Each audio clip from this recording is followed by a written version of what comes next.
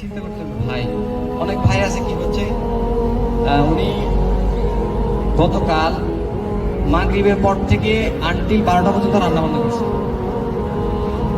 এখানেও অনেক ভাই থাকতে পারে, আমি এরকম হতে পারি। আমি কিসের কোরবানি করলাম? রান্নার কোরবানি? এরকম হয়েছে না, উনি কাজ থেকে আসে সরাসরি বাজার গেছে, বাজারে যায়, বাজার করলো, শুধুমাত্র রান্নার জন্য কোরবানি করছে, আল্লাহর জন্য কোরবানি করে নাই। অনেক ভাই আছে এখানে ফজর নামাজ পড়ে, তাই না? তাহলে আমরা কিসে কোরবানি করতেছি? হয় এরকম। তো প্রিয় ভাইয়েরা, আমি আর কথা বেশি বাড়াবো না। ইনশাআল্লাহ আমাদের পরবর্তী ভাই, আমাদের সানোয়ার ভাই আপনাদের সামনে কোরবানি নিয়ে আরো বিস্তারিত আলোচনা